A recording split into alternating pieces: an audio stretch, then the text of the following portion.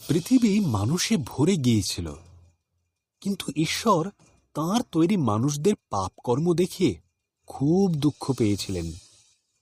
তিনি তাদের ধ্বংস করার জন্য মহাপ্লাবন ঘটানোর সিদ্ধান্ত নিলেন।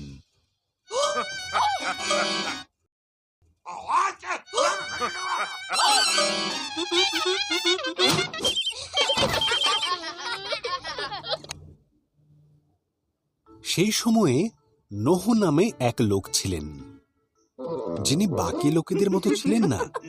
নোহ ঈশ্বরকে ভালোবাসতেন এবং তাঁর বাধ্য ছিলেন। ঈশ্বর নোহ ও তার পরিবারকে মহাপ্লাবন থেকে বাঁচিয়ে রাখার কথা ভাবলেন।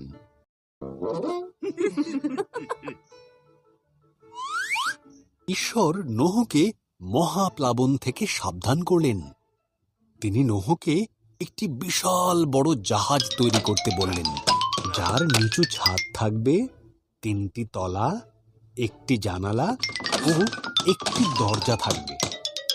নোহ ঈশ্বরের কথা মতন জাহাজটি তৈরি করলেন।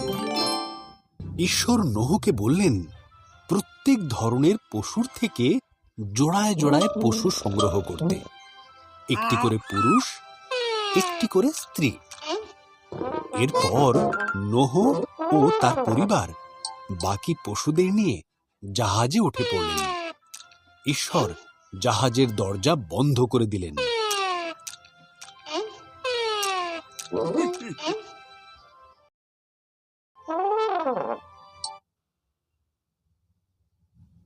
চল্লিশ দিন 40 রাত ধরে অবিরাম বৃষ্টি হয়েছিল। আকাশ থেকে বৃষ্টি পড়ছিল আর সমুদ্র নদে জল বেড়ে উঠেছিল।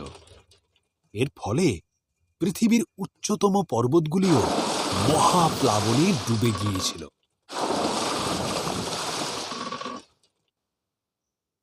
এই অবস্থায় নোহ আর তার পরিবার ও অন্যান্য পশুরা জাহাজে নিরাপদে ছিল এবং তাদের জাহাজ মহাপ্লাবনে ভাসছিল।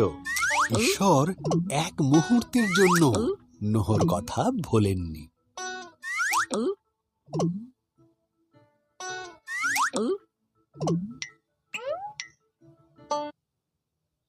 ঈশ্বর বাতাস পাঠালেন, জলের স্তর নেমে গেল, জাহাজটি আরারত পর্বতে থেমে গেল। নোহ একটি ঘুঘু পাখিকে বাইরে ছেড়ে দিলেন। যখন পাখিটি আর ফিরল না, তখন তিনি বুঝতে পারলেন পাখিটি এখন নিরাপদে আছে।